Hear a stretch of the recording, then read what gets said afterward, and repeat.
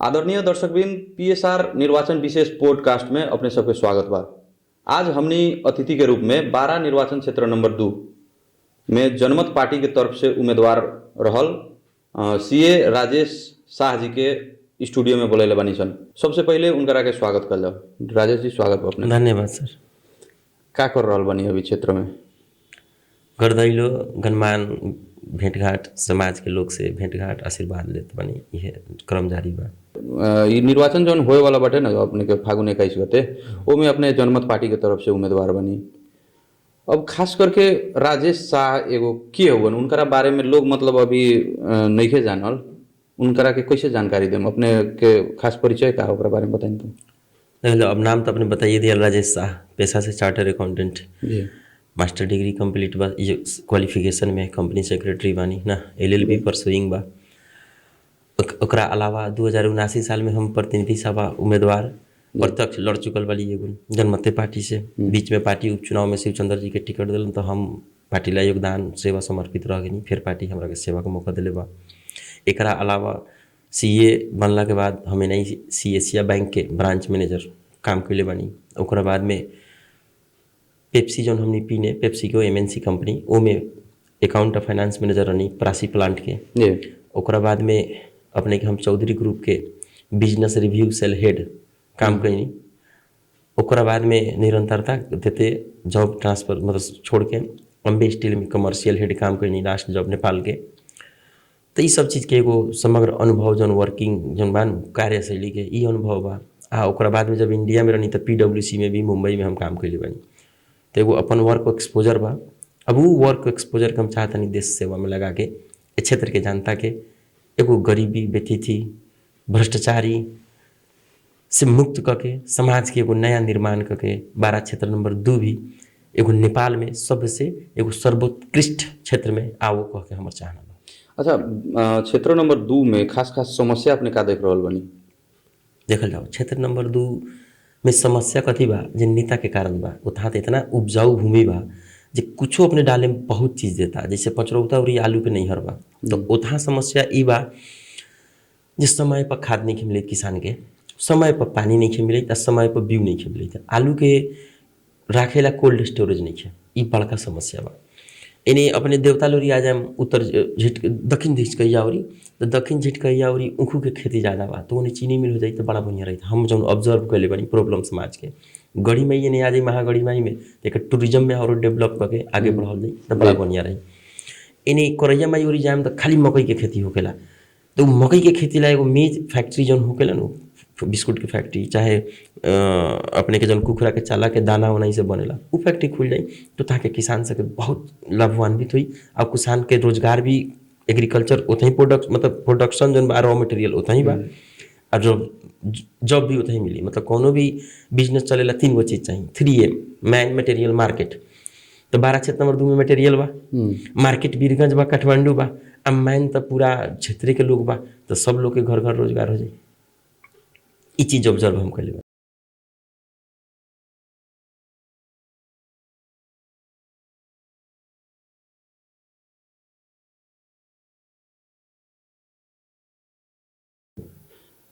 क्षेत्र नंबर 2 में खास करके हमने देखल जाए तो थोड़ा शिक्षा के स्तर कमजोर बा, और मतलब 1 और 2 में खास करके 3-4 थोड़ा उसे मतलब ग्रेड के ऊपर बटे शिक्षा में। अब इससे पहले भी अपने उम्मीदवारी दिले रही, तो वो टाइम भी लगभग मतलब युवा के वोट अपने के पड़ल भी रहे। एपरी तो अब खास करके परिवर्तन के आंदोलन ने भेल बटे, ओकरा बाद ही चुनाव आयल बा, तो अपने के वहाँ के जनता काहे लगी वोट दी? हमरा के जनता वहाँ के एला वोट दी कि जे इससे पहले के जो कैंडिडेट सबा इमोशन पर वोट ले लेबा। एगो नेता जाता कहता जे हो हमरा के वोट देना, एगो बोहरा देता, मतलब मर जाम ना देबता। एगो नेता बा जन 2 MP बन गई, ऊपरो राष्ट्रपति बन गईलन।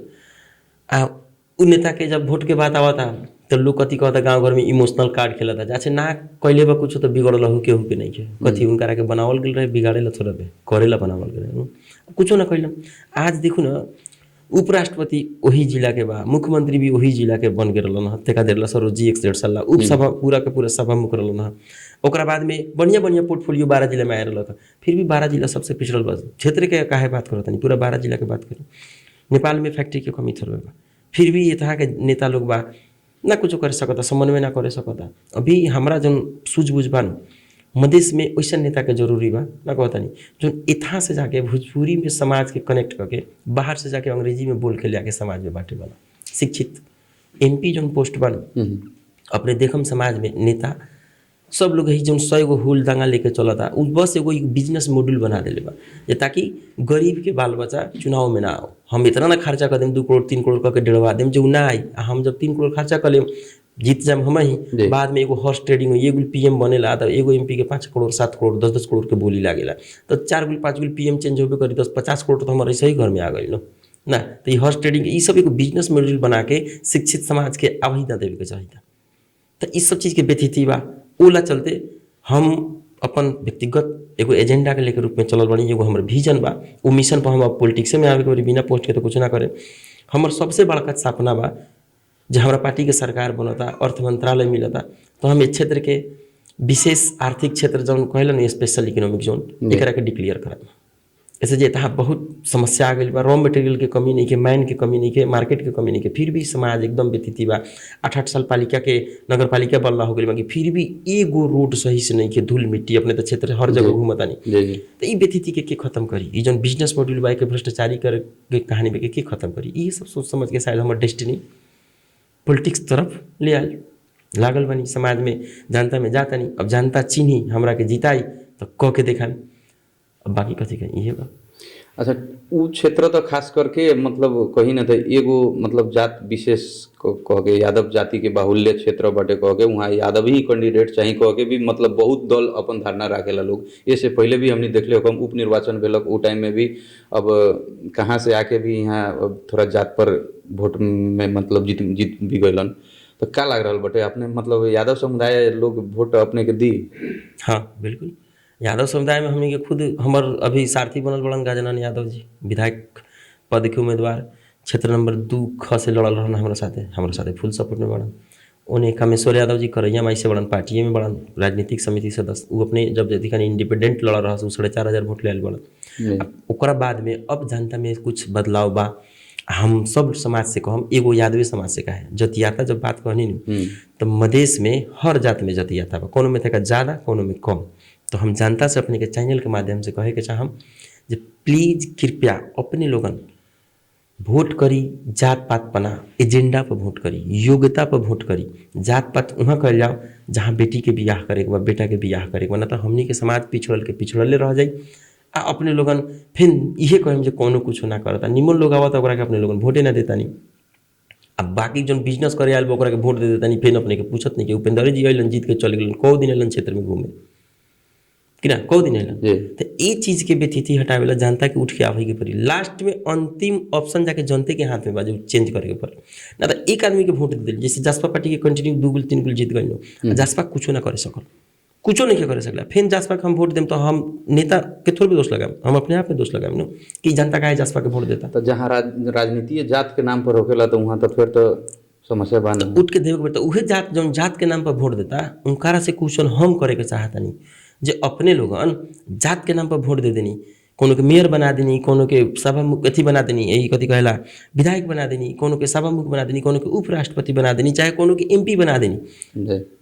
उ आदमी के पहले कोनो ऐसा बा मेयर जेकरा साइकिल चढ़ेला ना रहे, उ आदमी जब मेयर बनते स्कॉर्पियो पर चढ़ता, 5-5 करोड़ के घर किन लेल।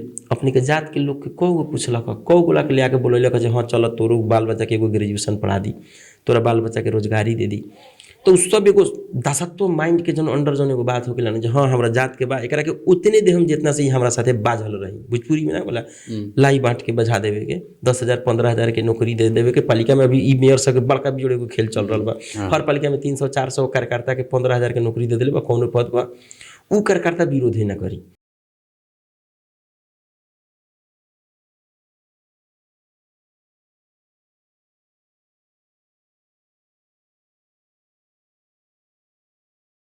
ओकरा के बैठाई 400 के, ओकरा 400 के फैमिली के वोट 4 गो 5 गो होगी ना, पालिका से 2,000 वोट ओकर कट गई। बजट इंजन करता तो बजट मांगी, अब 2 करोड़ दियो दिली चला ले सो, फिर अगला साल कोई बजट बजट। ना दे हम छोड़ के चल जाए। तो ऐसा फॉर्मूला जन रपले बिजनेस मॉडल मतलब सब बनैले बा भ्रष्ट लोग सब कि हाँ करता के 15,000 से ज़्यादा के नौकरी नहीं घेदेवे, एकरा के बझैले रह लागल रह लगैले रह, चुनाव हम जीता तनी ना होला, हम जीत कैले ही बानी। मधेश में 3 टाइप के लोग बा हम जौन ऑब्जर्व कैनी हम, एगो एकदम विपन्न वर्ग weaker section of the society जगह कहल जाला, जो दिहाड़ी मजदूरी 200-400 करता, ओकरा कोनो मतलब नहीं कि जे केकर गवर्नमेंट बनता का होता, ऐसे हम कुछो करम हमरा करे के बा दिहाड़ी है ना। अब दिहाड़ी करता ओकरा कोनो भी पार्टी के नेता जाके अगर मानी कोनो 500 चाहे 400 के दिहाड़ी करता, ओकरा के कोनो पार्टी के नेता जाके 5,000 अपना पॉकेट में डाल देता चाहे 10,000, तो ई सोची जे 10,000 डाल देल तो 500 से लेके मल्टीप्लाई करी तो 20 दिन के हमरा कमी नहीं डाल दे, का फर्क पड़ी तो हम केकरो वोट दे देता नहीं। एगो सेक्शन भेल। दोसर सेक्शन भेल मिडिल क्लास फैमिली के, जो अपना फैमिली में सब चीज़ देखा था कि समाज व्यतीति हो रहा बा, तो वो चाहता बदलाव होखो, ऐसे जो जूझ रहा बा। एगो हायर क्लास जो फैमिली सोसाइटी बा इंटेलिजेंट, वो चाहता जे ना ई समस्या जो बा ई जो सिचुएशन बा एज इट इज बनल रहो, ताकि ओकनी बेरोजगारी में रही, भूखमरी में रही, हमर सरकार चलत रहो, चाहे हम पालिका के गवर्नमेंट बने वाले बानी चाहे पालिका के मेयर बानी, हम लूटत रही अपना जात के बेवकूफ बना के, अपना जात के भोला भाला जनता के मूर्ख समझ के जो नेता सके बानी बिजनेस मॉडल, ओकर चलते 2 नंबर क्षेत्र बर्बाद बा, दोसर कुछ नहीं के। कास्टिज्म तो सब में बा, तेका कम तेका ज़्यादा। अब देखा जाए तो मतलब जनमत पार्टी में भी मतलब कुछ दिन पहले कही या मतलब अभी भी लगभग तरह किचलो टाइप के बटे ना। अब कुछ आदमी जे जनमत में शुरू से लागल बा, उनकरा टिकट ना देवे के, उनकरा के पार्टी से मतलब निकाल देवे के, या मतलब विभिन्न किस्म के एगो मतलब चले लगा।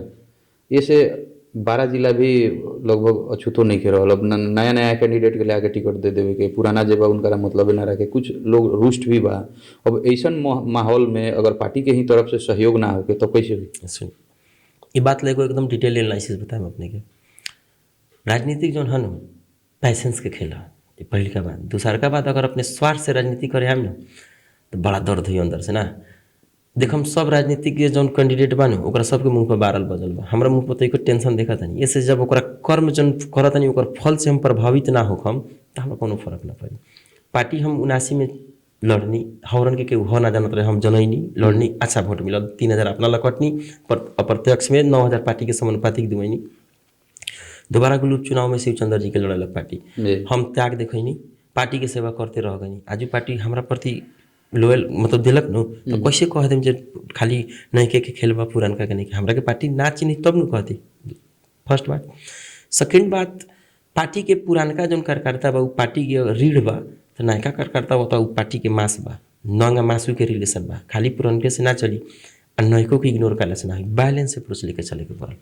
तब मानी पार्टी के अपने एगो बड़का शीर्ष पद पर बानी ना, 1 मैन 1 पोस्ट जौन कहल जाला, ई हमरे आइडिया फ्लोट कल बा, डॉक्टर साहब के भी कहले रहनी जे एक गोड़ा के एक पद दी। अब ई बथुर बजे केहू हे पद पर भी बा आ हई पद भी चाहिए, तो अब उ आदमी एगो शीर्ष स्थान पर बा, ओकरा जिला इंचार्ज चाहिए। तो बताई जिला इंचार्ज जौन दूसर पार्टी केहू भी होके शीर्ष नेता जौन जीवन अपन 20 साल 25 साल खपा के समाज पढ़ के आइल बा, उ आई तो बिना पोस्ट के रही, ओकर मान सम्मान ना है जे भी आवे। तो ओ के तहत एक दूगो लोग था रुष्ट रहल जे ना हमरो जिला इंचार्ज चाहिए, हम हे पद पर भी बानी। तो वो चीज ला भेल जे पार्टी में ना अपने जाना पर बानी, पूजनीय बानी, आदरणीय बानी, रही जिला इंचार्ज बा चलावत रही। जिला इंचार्ज के बात है तो हम नाम लेके कहते नहीं अपने के चैनल से, शिवनाथ पटेल जी बाड़न, हमनी के बहुत अच्छा काम करो तारन। हाँ एक दूगो ओतियो खानी कहल नहीं, आज भी कहते नहीं में एक दूगो कमी बा, सुधार लिए तो 12 जिले में का पूरा नेपाले में का जिला इंचार्ज करो नहीं। सच कौन के बोले के पड़ल, काम अभी करल है जौना भी पार्टी में बा अभी जनमत में, तो मेहनत एकदम दमदार तरीका से करे तारन।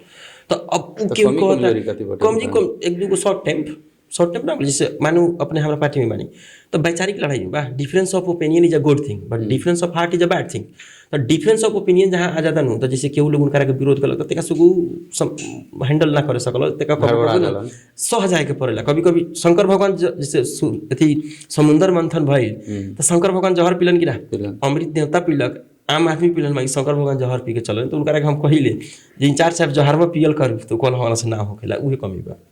पार्टी में कार्यकर्ता बा तो विरोध करी, मगर उहे कार्यकर्ता फिर माला लगाई, कांग्रेस के माले के आके ना लगाई अपने के, ई एगो दिक्कत बा। मतलब बाकी सब ठीक बा। तो उ चीज जौन किचलो के बात कहलिए न, ई जिला के ई समस्या बा।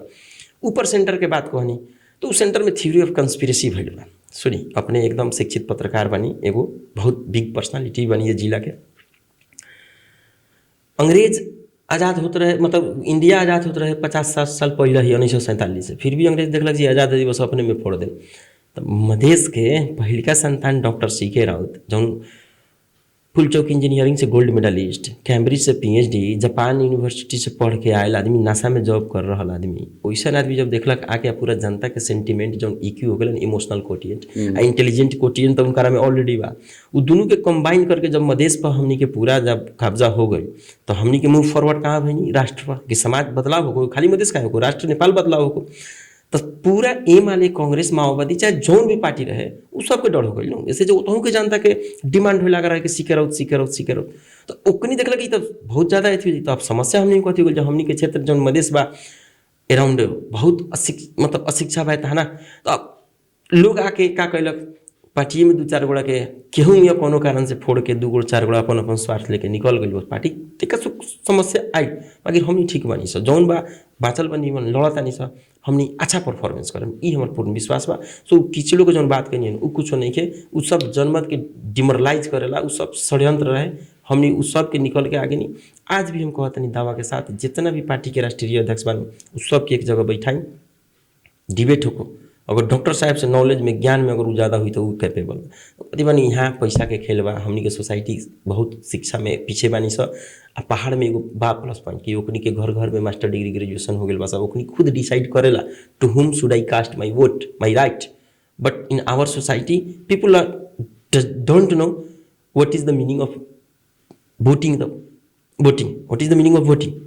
तो वो चीज़ के वो कमी बा, बुझल गए। अब ठीक बा, अब हमनी 25 साल पहले रही जे इन्हीं के लोग सुनत हो, अपना सुनल हो जे इन कहाँ बड़ा हो चाचा, तब बोलू बानी ओखल डूंगा में टीचर के इंग्लिश पढ़ाई ने, मैथ पढ़ाई ले ना। ठाकुरम कॉलेज एगो कोई जमाना रहे, पटना बिहार यूनिवर्सिटी से एफिलिएट रहे, 25 साल में जाके पढ़ा के हमनी तेज कर देनी ओकनी के।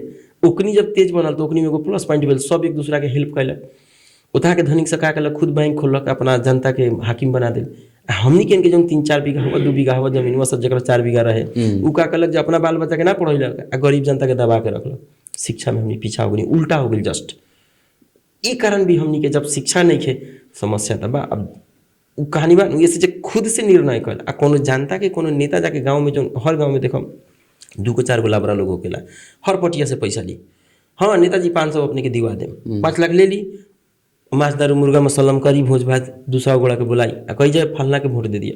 तो जब हई जानता हे लाबरा के कहला से हो पार्टी के वोट देता, तो सोची हमनी कैसन समाज में बानी कि ना। तो इस चीज़ के छीनो समय बा, राजनीतिक पैसेंस के खेल बा, लड़ाई बा, हमनी लड़ेम, आगे बढ़ेम, डॉक्टर साहब प्रधानमंत्री बनिया, कोनो कहे वाला बात नहीं। बहुत लोग के मतलब आवेला टीका टिप्पणी कि अब प्रदेश में तो जनमत पार्टी सरकार बनैलक नु, चलेबो करलक, मगर सबसे कमजोर मुख्यमंत्री के रूप में अपने ही के पार्टी से मुख्यमंत्री बनल। उहे टाइम में ज़्यादा मतलब योजना सब खरीद बिक्री भेल, भ्रष्टाचार के खेल ज़्यादा भेल। जौन मतलब पार्टी सुशासन के नारा लेके आगाड़ी बढ़ रहा बा, उहे पार्टी के सरकार बने, भ्रष्टाचार के नांगो ना छो। कैसे कि हमनी भी खुद अपने के याद हुई पूर्वाधार विकास कार्यालय सब में योजना सब बिक्री केंगे भेल रहे उ टाइम में। तो आखिर में मुख्यमंत्री तो रहस, हालांकि कैबिनेट मंत्री अलग रहे, मगर मुख्यमंत्री तो जनमते के रहस होती है सतीश सिंह। फिर भी भ्रष्टाचार तो मतलब अंधाधुंध रूप में बढ़ रहे। देखिए अब भ्रष्टाचार के बात कहनी, आज तक नेपाल के इतिहास में कौगो पार्टी देख ले बनी जो अपन गवर्नमेंट खुद गिरैले बा, अपन पार्टी खुद गवर्नमेंट गिरैले बा। तो हमनी जब देखनी जब पार्टी लाइन से बाहर निकल गए मुख्यमंत्री जी, तो राइट टू रिकॉल के ऑप्शन के यूटिलाइज करके डॉक्टर सीके राउत इतिहास रच दिलो, खुद अपन गवर्नमेंट खुद गिरल। तो अभिलाष गलत रहे तो वही ना हमनी गिरैनी ना मल्लन बात, पार्टी के लाइन से ना बोलन रहस ताले डॉक्टर साहब बनाइए, मौका दीजिए, शिकायत का मौका नहीं देंगे, विकास करना है। मेयर में हारल आदमी डॉक्टर साहब के नाम पर विधायक में जीत गए, अब जब विधायक जीत गए तो मुख्यमंत्री बना दीजिए, बना दिल तो अब न कहल ये पीछे छुड़ा घुस के, तो अभी तो उनको ठीक बात है। जानता बताई ना, आप मुख्यमंत्री बने थे, नेता स्थापित जो होता है एक सेलिब्रिटी जो कहल जाए, नेशनल लेवल में जनता के एक्सेप्ट करे के पड़ल, लड़ाई लड़ता रन, देखी ना परिणाम का आवत। वो अगला सोचो ना, पार्टी तो का कोनो एगो व्यक्ति के कंट्रीब्यूट कर सकेला, पार्टी में अपने जुटनी जुटते तुरंत अपने के मुख्यमंत्री बना दिल, नेपाल के हीरो बना दिल, उससे ज़्यादा कथी कंट्रीब्यूशन एगो पार्टी एगो इंडिविजुअल के कर सकेला। अब तो ये तो हो पार्टी एगो विधान पारित करो, पूरा नेपाले के लाल पुर्जा एगो बनवा के सिंगो तोरा नामे कर देबो, तब कहब जे डॉक्टर साहब हमरा बहुत कुछ कैलक, लाली पुर्जा बनवा के लिख देबो।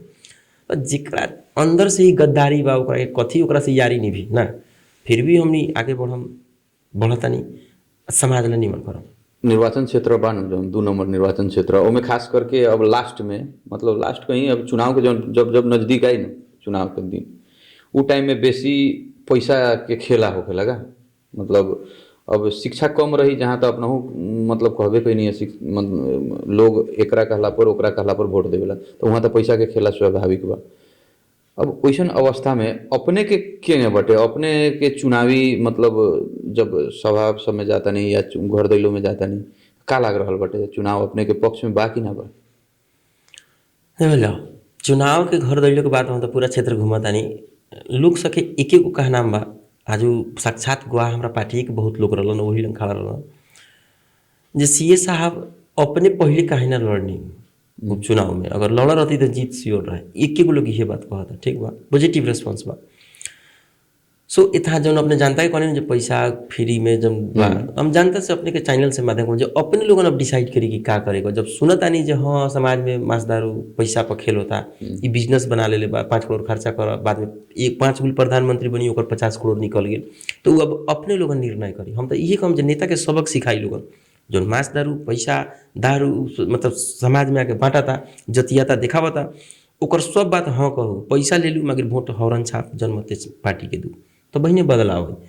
ऐसे जो असली मधेश के मुद्दा मधेश के सेवा करे जनमते पार्टी में, बाकी दूसर कोनो पार्टी नहीं के। पहाड़ के जौन भी पार्टी आई हुए था आयल बा एको उद्देश्य से जे केहूँ यहाँ समानुपातिक वोट ले लूँ, केहूँ यहाँ जीत लूँ, एलन से हमनी के इमेज डैमेज बा पहाड़ में, तेता से जीत के जहाँ से जहाँ मैक्सिमम सीट लेके जाऊँ आ मधेश पर राज करूँ। टोटल कर व्यवस्था में 100% जो कर उठेला मधेश से, ओकर 20% हमनी के रिटर्न करेला मधेश में, 80% उन्हीं पहाड़ी में यूटिलाइज करला। मगर 100 रुपया ले गेल, 20 रुपया 80 रुपया उन्हीं यूटिलाइज करी। तो वो चीज़ ला भी मुद्दा सदन में उठावेला, अपने के मधेश के पार्टी उठाई, वो सब ना उठाई। तो ये चीज़ के क्षेत्र के जनता से हम अपने के चैनल के माध्यम से अपील करम कि ए बेर के वोट बदलाव ला करी लोगन, योग्य उम्मीदवार दे के करी लोगन। हम यहाँ तक लेकर हम जो हमारे प्रोफाइल सर्च करी, हमारे बारे में पता करी, अगर अपने के नज़र में योग्य बानी तो वोट दी। हम यूँ ना कहम जो खाली हमरे के वोट दिया, योग्य नहीं कि तब कहीं हाँ सीए साहब के वोट ना दें। 29 गो कैंडिडेट जो लड़ल बा वही में से नहीं एगो आई ना, तो हमारा में अगर योग्यता अपने के लोगन के लागता तो वोट दी। समाज से बाहर निकले लोगन, हर समाज में हर गांव में 10 गो 15 गो बा ग्रेजुएशन +2 कई, उ लोग आई अपन बूथ नंबर 1 गांव घर में सब लोग से अपने के मुंह से चर्चा निकले के पड़ल कि जो हाँ सीए साहब यो कैंडिडेट बा आयल बड़न, सीए राजेश जी के वोट दियाओ, इस समाज ला कुछ करिए ना। तो समय पर ना बोलला पर भी गलत लोग आ जाला, लहर पर भी आ जाला, बोले फलना पार्टी के लहर बा, फलना लड़ गई बा। अब अपने से ये बात कहें जो ये बात बताई जौन पार्टी के अभी जौन हो हल्ला जौन बा जौन जौन उ कौन करता हो हल्ला जौन विदेश में बा, आज एक वोटर लिस्ट में नाम नहीं खे, राष्ट्रपा के वोटर लिस्ट में नाम नहीं खे, आना तो विदेश में बाना तो अगर IT सेल के नहू 4 गोरी कमेंट करा था, ये अपनहू के न्यूज़ देखा तो लोग उ करी कमेंट हमारा मालूम बा। तो एक चीज़ बताई जे जौन टोटल कैंडिडेट 32 गो सीट बार मधेश में, ओ में से 21 गो कैंडिडेट के राष्ट्रपा दिले बा जौन दूसरा पार्टी से तड़प के आई बा, कांग्रेस से हो, एमाले से हो, लोसपा से हो, जसपा से हो, कोनो न कोनो से, वो सब भ्रष्ट लोग के टिकट दे दिले बा। हम इस चीज़ अपने से जनता से पूछा था नहीं अपने लोगों के चैनल के माध्यम से, का राष्ट्रपा पार्टी गंगा जल है का जो में जौन घुसलक पवित्र हो गई, गंगा जल छिड़का गई, शुद्ध हो गई। ये चीज़ ला बची लोगन नया कैंडिडेट मतलब उ कौन पोस्ट पर नहीं खे, कौन पोजीशन पर नहीं खे, कोई जो जीतल नहीं खे, योग्यता ओकरा पहले बा, जब जाके कुछ करी तो वो लोग के वोट दी लोगन। पैसा देता ली लोगन ढीटेली, वो अपना बाप के घर के पैसा नहीं के देता, लूटेले पैसा देता। ये नेता सबके सबक सिखावे के बाद जितना पैसा देता खूब ली लोगन, बाकी वोट हौराने छाप में दी लोगन।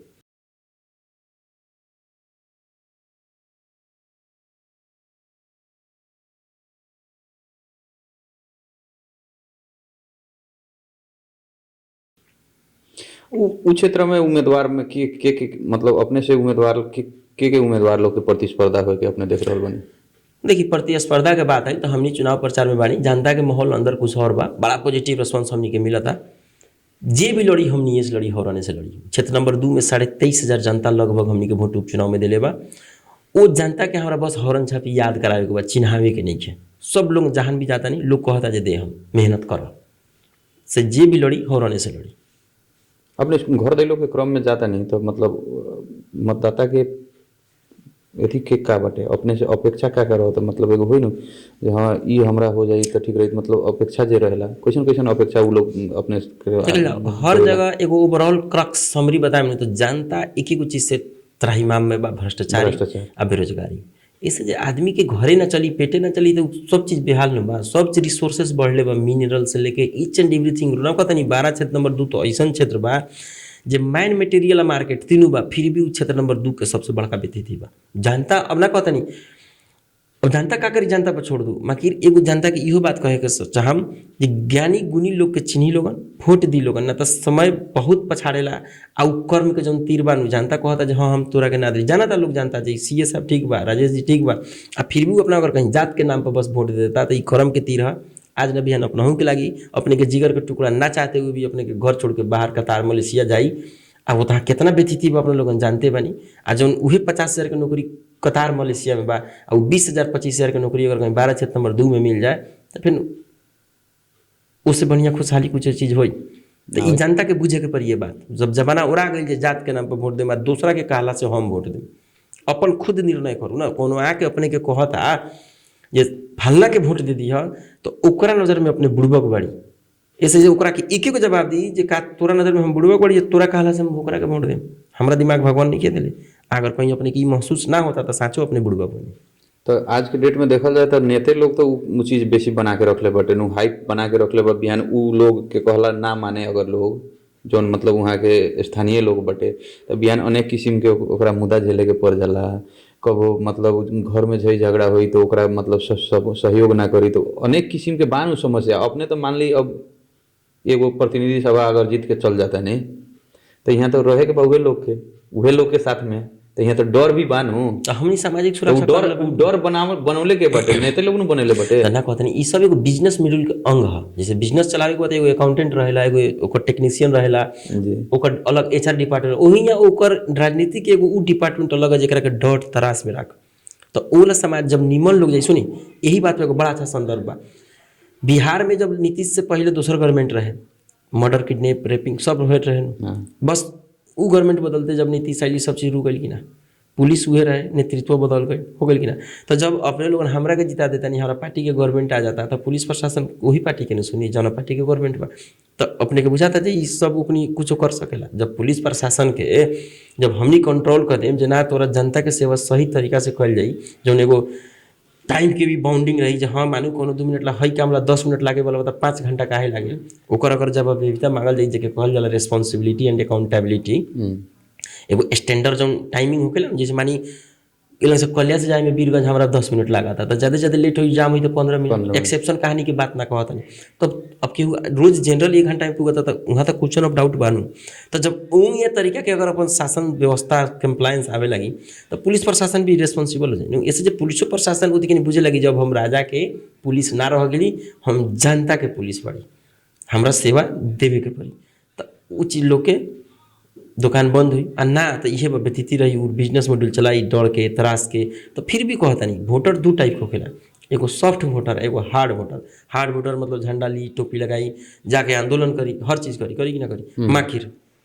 एगो सॉफ्ट वोटर बा जौन साइलेंट वोट कर देवेला, अब ली न कोनो के आंदोलन में रही, कोनो के रैली में जाई, कोनो दिक्कत नहीं है, बाकी वोट अपना सूझ बूझ से योग्य आदमी के वोट दी।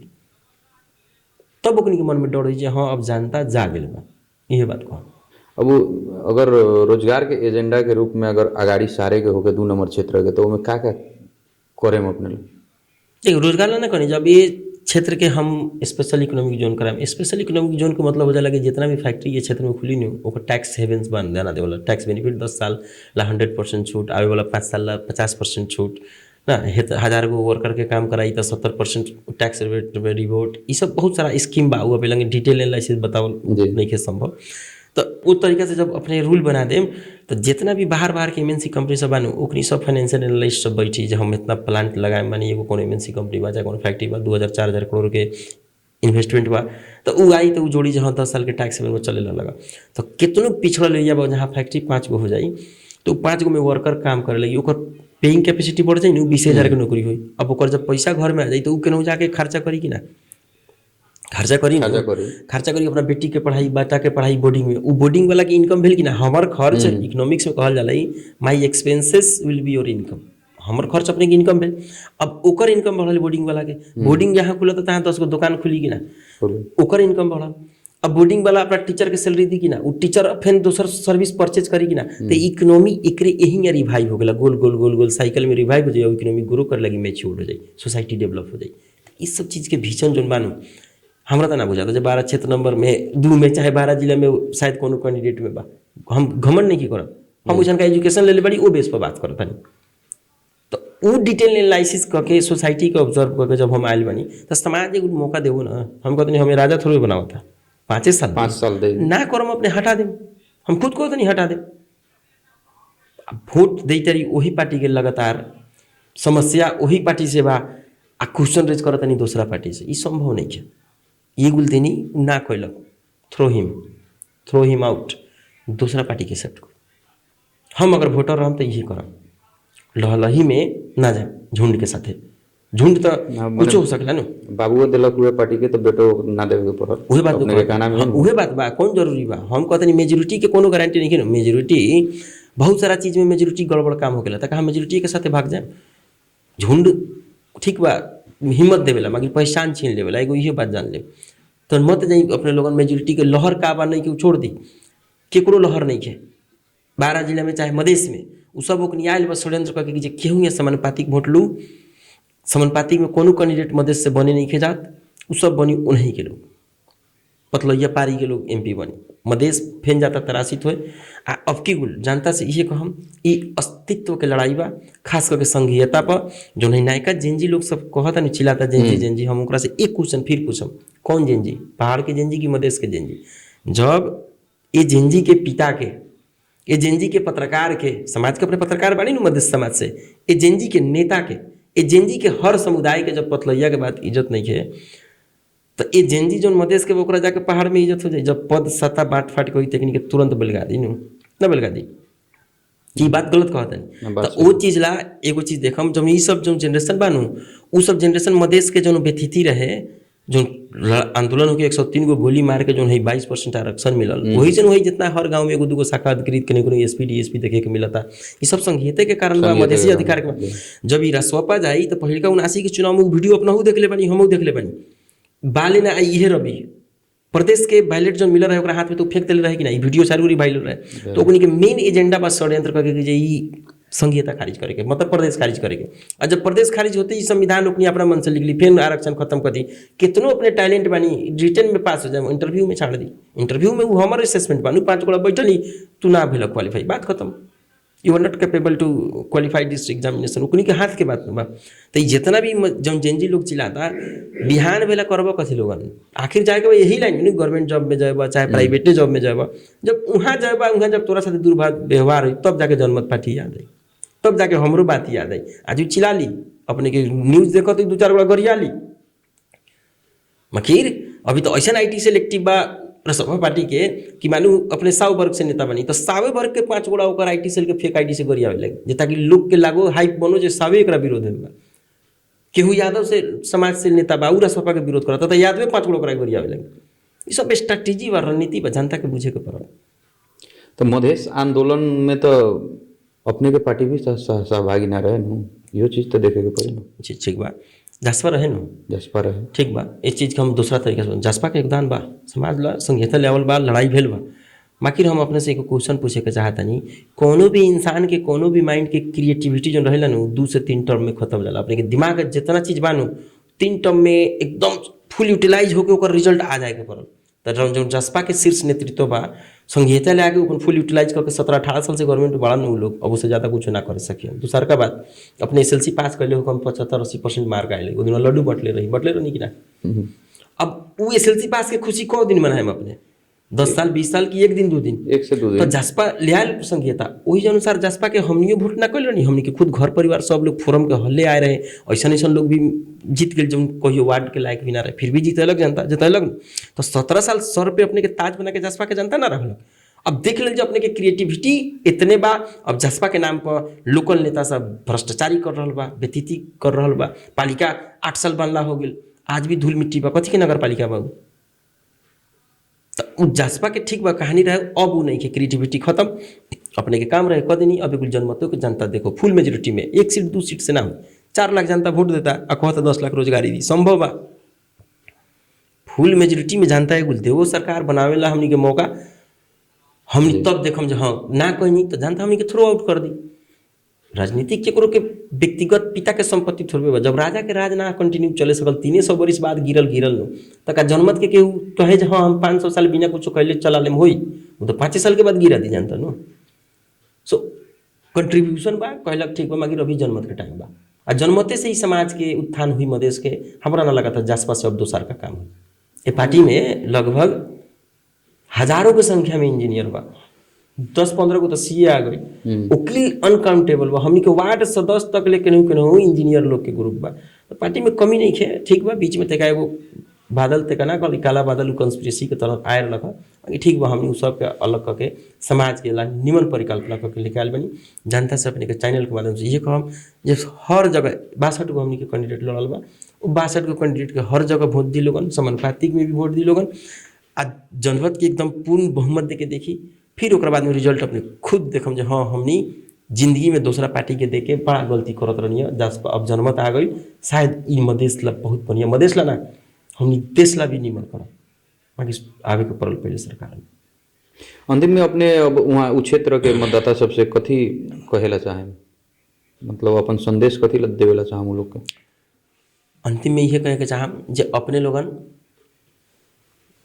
कौनों के कहला से, कौनों के लहलही में हल्ला सुन के फेसबुक के ये सब आईटी सेल के काम है, लिखे के 100 गोड़ा पोस्ट करे के 100 गोड़ा कमेंट करे के आम जनता नहीं करत। आराम से मन बुद्धि शांति क के एगो समाज के ऑब्जर्व करी लोगन, जनमत के वोट करी लोगन। 100% के जो वोटिंग बा जनमत के करी लोगन, जितना हो सके समाज में सब लोग से कही लोगन। ऐसे जब वैज्ञानिक से, सीए से, डॉक्टर से बढ़िया विद तब समाज में दोसर तो एजुकेशन नहीं के हर लाइन के विद हमनी के पार्टी में बा। हमनी समाज ला निमन करम इतना विश्वास करी लोगन। एगो डॉक्टर साहब के फुल मेजोरिटी से एगो जौन बान 30-35 सीट आ जाए तो हमनी के प्राइम मिनिस्टर बन जाए। ऐसे जब 32 सीट में प्राइम मिनिस्टर मतलब परसेंट प्राइम मिनिस्टर बन गए तो हमनी के 30-35 सीट में ऐसा थोड़ा बजे ना बन जाए। तो जब बन जाए तो मधेश ला बढ़िया विकास हुई। मधेश के हर जनता ला सर्वजन हिताय या सर्वजन सुखाय के एकदम एगो परिकल्पना लेके हमनी चल रहा हुई। समय देने ओकर लगी बहुत बहुत धन्यवाद अपने। धन्यवाद।